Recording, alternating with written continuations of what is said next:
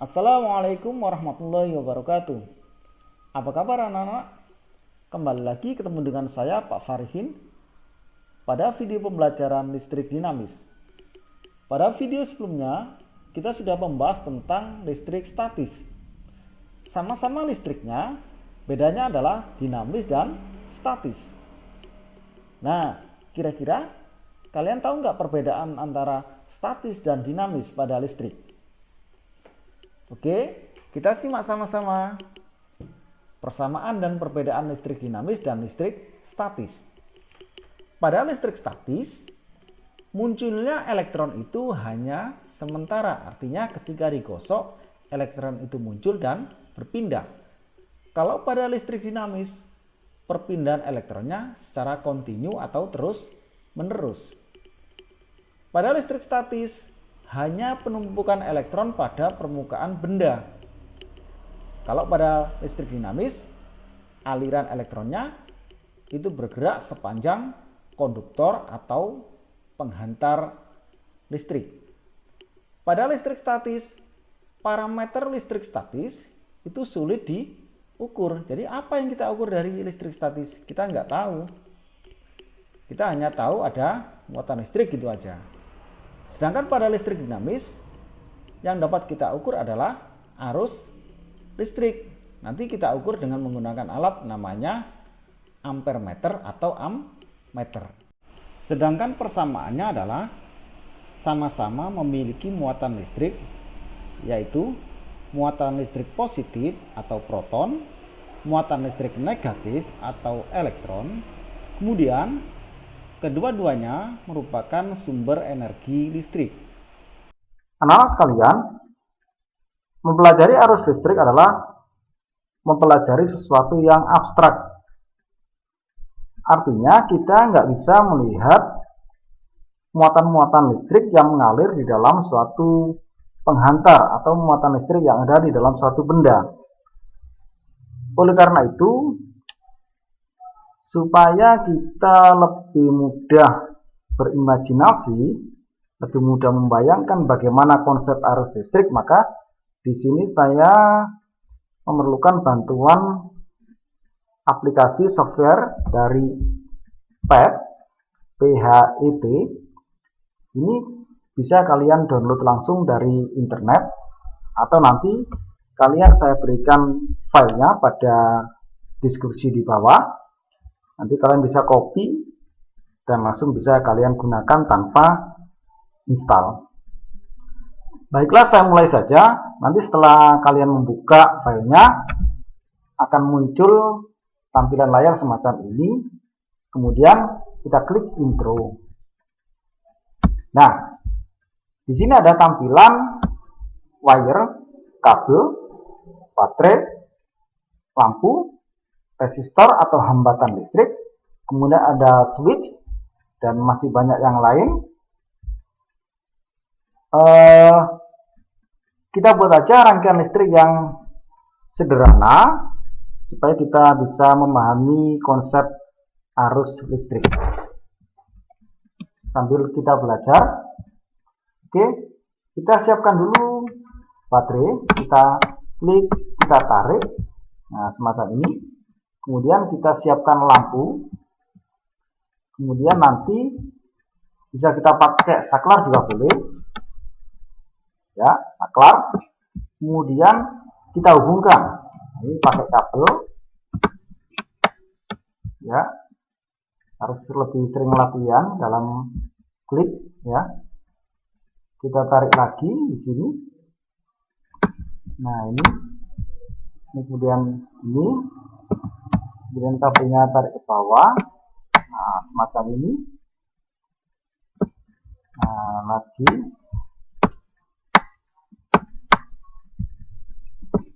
ya, kita hubungkan ke lampunya. Perlu kalian ketahui di sini bahwa untuk menghubungkan baterai ke lampu, kita harus menyamakan kutub-kutubnya antara kutub baterai dan kutub lampu. Ini kutub positifnya baterai yang ada pentulnya ini, kemudian yang ini adalah kutub negatifnya baterai. Nah, mestinya kutub positif harus terhubung ke kutub positif biar sama. Nah, seperti ini. Nah, kemudian yang kutub negatif ke kutub negatifnya lampu. Nah, tapi pada aplikasi ini nggak ada masalah meskipun terbalik. Misalkan ini yang negatif ke yang positif, atau ini yang positif ke yang negatif. Tapi alangkah lebih baiknya saya sarankan kita hubungkan ke kutub yang sama saja biar lebih mudah dipahami. Baik, kita hubungkan aja ya semacam ini ya. Oke, kita lihat di sini lampunya masih padam. Nah, lampunya masih padam. Mengapa padam? Oke, betul sekali karena saklarnya belum terhubung atau belum disambungkan. Nah, ini lampunya sudah menyala, artinya rangkaian listrik ini sudah terhubung atau tertutup. Jadi semuanya tersambung, nah, sehingga lampunya menyala. Kita lihat di sini, apa yang bergerak ini? Ya, yang bergerak ini adalah elektron. Elektron ini adalah muatan listrik negatif. Jadi elektron itu sendiri sudah ada atau sudah menempati pada kabel penghantar, misalkan kabelnya terbuat dari tembaga, sudah ada di situ. Nah, kemudian elektron ini bisa mengalir. Kenapa? Nah, karena rangkaiannya sudah terhubung semuanya, kenapa elektron ini bisa mengalir? Coba kita analogikan elektron ini adalah sebagai air, kemudian kabelnya ini adalah pipa air, kemudian baterai ini adalah sebagai pompa air. Nah, sekarang apa yang membuat air ini bisa mengalir dalam pipa? Ya, betul, adalah pompa air. Pompa air inilah yang mendorong air di dalam pipa air sehingga air itu bisa mengalir di dalam pipa. Nah, demikian halnya juga dengan muatan listrik atau elektron. Apa yang membuat elektron ini bergerak atau mengalir? Ya, baterai. Baterai ini sebagai sumbernya arus listrik. Dia berfungsi sebagai pendorong sehingga muatan listrik ini atau elektron ini bisa mengalir dalam rangkaian listrik. Ketika elektron ini melewati filamen dari lampu, maka lampunya akan menyala dan seterusnya secara kontinu asalkan rangkainya tidak dibuka semacam ini. Nah, inilah yang kita katakan sebagai listrik dinamis. Listrik yang muatan-muatan listriknya mengalir secara kontinu, secara terus-menerus di dalam suatu penghantar. Nah, kembali lagi ke konsep arus listrik. Kalau kita berbicara tentang arus, nah, arus air, jadi ada sesuatu yang mengalir, ya kan? Ada sesuatu yang mengalir. Kalau arus listrik gimana? Berarti ada sesuatu yang mengalir juga. Apa yang mengalir? Nah, di sini kebetulan yang mengalir adalah elektron. Mengalir di mana? Mengalir di dalam kabel penghantar. Nah, sehingga dapat disimpulkan bahwa arus listrik itu adalah aliran muatan-muatan listrik negatif yang mengalir di dalam kabel penghantar tiap satuan waktu. Anak-anak sekalian, kalian masih fokus kan? Baiklah, saya lanjutkan lagi. Pada dasarnya, muatan listrik itu terdiri dari dua macam. Satu, muatan listrik positif atau proton. Dua, muatan listrik negatif atau elektron. Kedua muatan itu sebenarnya mengalir di dalam suatu rangkaian listrik. Tapi yang terlihat di sini hanya elektron yang mengalir di dalam kabel penghantar. Lalu di manakah proton? Untuk mengetahuinya, coba kita klik di sini, konvensional. Nah, terlihat di sini yang warna merah, inilah muatan listrik positif atau proton yang juga mengalir di dalam rangkaian listrik. Coba Kalian tebak apa perbedaan antara muatan listrik positif dan muatan listrik negatif. Ini yang elektron atau muatan listrik negatif, ini yang proton. Coba apa bedanya? Ya, betul. Arah aliran muatan listrik. Coba kita lihat sama-sama. Arah aliran elektron ini mengalir dari potensial yang lebih rendah atau dari kutub negatifnya baterai mengalir menuju potensial yang lebih tinggi atau kutub positifnya baterai. Sementara proton atau muatan listrik positif mengalir dari potensial yang lebih tinggi atau kutub positifnya baterai mengalir menuju potensial yang lebih rendah atau kutub negatifnya baterai secara kontinu atau terus menerus. Nah, biasanya aliran muatan listrik positif itu ada yang menamakan sebagai aliran arus yang konvensional. Nah, sekarang kalian sudah tahu perbedaan antara aliran muatan listrik positif dan aliran muatan listrik negatif. Anak-anak sekalian, ini ada dua rangkaian listrik yang di sebelah kiri menggunakan satu baterai, yang di sebelah kanan menggunakan dua baterai. Tentunya kalian sudah mengetahui perbedaan akibat dari jumlah baterai yang berbeda ini. Ya, nyalanya lampu yang di sebelah kiri lebih redup daripada yang di sebelah kanan. Nah, kita fokus pada aliran elektron pada masing-masing rangkaian listrik ini. Kita lihat pada rangkaian listrik yang sebelah kiri, aliran elektronnya lebih lambat. Jadi aliran elektron yang mengalir pada kabel penghantar ini setiap waktu ini lebih lambat daripada yang di sebelah kanan. Nah, banyaknya muatan listrik yang mengalir pada kabel penghantar tiap satuan waktu atau sekon, itulah yang kita kenal sebagai kuat arus listrik. Makin banyak muatan listrik yang mengalir, maka kuat arus listriknya makin besar. Karena muatan listrik kita simpulkan sebagai Q, kemudian waktu kita simpulkan sebagai T, lalu kuat arus listrik kita simpulkan sebagai I, maka didapatkanlah persamaan I sama dengan Q dibagi T, di mana I sebanding dengan Q dan berbanding terbalik dengan T.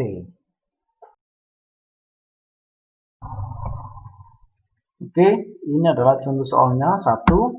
Muatan listrik sebesar 12 Coulomb mengalir pada penghantar selama 4 detik. Besar kuat arus listriknya adalah. Yang kedua, hitunglah kuat arus listrik pada suatu penghantar yang dialiri muatan listrik 30 Coulomb selama 2 menit. Jawab. 1. Diketahui Q sama dengan 12 Coulomb, T-nya 4 detik, ditanya I atau kuat arus listrik. Sehingga I sama dengan Q dibagi T sama dengan 12 dibagi 4. Ini 12 dibagi 4 sama dengan 3 ampere. Kemudian yang kedua, diketahui Q sama dengan 30 Coulomb, T-nya 2 menit. Nah, ini yang kita buat menjadi sekon. Jadi 2 kali 60 sekon sama dengan 120 detik atau sekon. Ditanya I sama dengan Q dibagi T, 30 dibagi 120. Ini sama dengan, ini disederhanakan, sama-sama dibagi 30, 1 dibagi 4 sama dengan 0,25 ampere. Gimana? Mudah kan? Anak sekalian, tadi kita sudah belajar bagaimana cara menghitung kuat arus listrik menggunakan persamaan atau rumus. Nah, sekarang kita akan belajar bagaimana cara mengukur kuat arus listrik menggunakan alat ukur yang sesuai, yaitu ammeter atau ampere meter. Nah, ini alatnya. Ya, kebetulan alatnya ini sangat canggih, jadi kita arahkan di sini di kabelnya sudah muncul atau sudah nampak pembacaan arus listriknya yaitu 0,9 ampere. Tapi kita siasati aja, kita pinjam ini namanya voltmeter. Sebenarnya bukan ini, tapi kita modifikasi ya, biar kita nanti bisa belajar bagaimana cara mengukur yang benar. Ya, kita siasati. Nah, ini ibaratkan adalah ampere meter ini. Ampere meter juga memiliki kutub positif biasanya berwarna merah dan kutub negatif biasanya juga berwarna hitam. Nah, bagaimana cara mengukur kuat arus listrik menggunakan ampere meter atau ammeter? Caranya adalah ampere meter ini disusun atau dipasang secara seri pada suatu rangkaian listrik. Nah, bagaimana caranya? Nah, tentunya kita harus membuat rangkaian listrik yang semacam ini dulu. Kalau sudah, kita ukur. Nah, ibaratnya kita hanya melewatkan elektron ini ke dalam ampere meter ini supaya terbaca di ampere meter ini. Nah, sehingga jalurnya aja yang kita pindah. Misalkan ini di sini. Nah, ini kan mestinya kan ke sini. Kita pindah, ya, kita pindah ke sini. Kita hubungkan. Nah, ke sini. Nah, kita sambungkan ke sini. Ini ada colokan ini ya. Kita tempelkan. Nah, kemudian ini sini. Ini adalah cara pemasangan ampere meter secara seri pada rangkaian listrik. Nah, ini bisa dilakukan di mana saja. Ya. Bisa di sini, bisa di sini juga boleh. Oke. Nah, pengukuran kuat arus listrik menggunakan ampere meter ini juga bisa dilakukan di sini. Sama kayak yang tadi. Ini tinggal mengganti jalurnya yang semula ini sampai sini. Kita ganti jalurnya, ini kan ke sini. Sehingga dia masuk ampere meter, kemudian terbaca di sini, kemudian terus nyambung sampai ke sini dan seterusnya. Sama saja ya.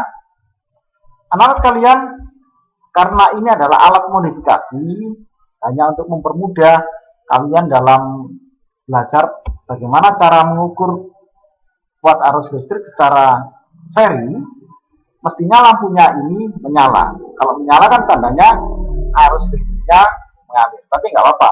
Yang penting kalian sudah bisa bagaimana cara mengukur kuat arus listrik menggunakan ampere meter atau menggunakan alat ukur yang sesuai.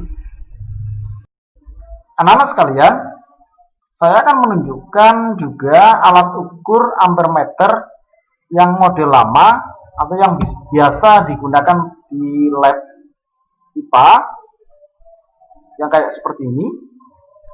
Sama juga, pada prinsipnya sama. Ini ada saklar, ada baterai, ada lampu, kemudian ini kabel yang dihubungkan ke ampere meter. Kemudian ini juga, ini misalkan ini kutub positifnya ampere meter, ini kutub negatifnya ampere meter. Kemudian ketika ada arus listrik yang mengalir, maka jarumnya ini akan menyimpang ke kanan, artinya ini menunjukkan berapa nilai kuat arus yang dihasilkan dari rangkaian listrik ini. Nah, ada juga beberapa simbol yang harus kalian pahami. Nah, ini simbolnya. Kalau ada simbol semacam ini adalah simbol baterai. Nah, yang bagian yang panjang ini adalah kutub positif, yang pendek adalah kutub negatif. Kemudian ada simbol kayak begini, ini terbuka, ini kemudian nanti nyambung. Ini adalah simbol dari saklar. Ya, ini saklar. Ini yang buka, kemudian ini nanti akan nutup ya. Kemudian ada simbol lingkaran, ada tulisannya A. ini adalah ampermeter atau ammeter.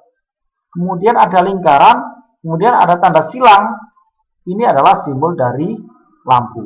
Kemudian dirangkai semacam ini. Jadi rangkaian ini sama dengan rangkaian yang di sebelah kiri ini.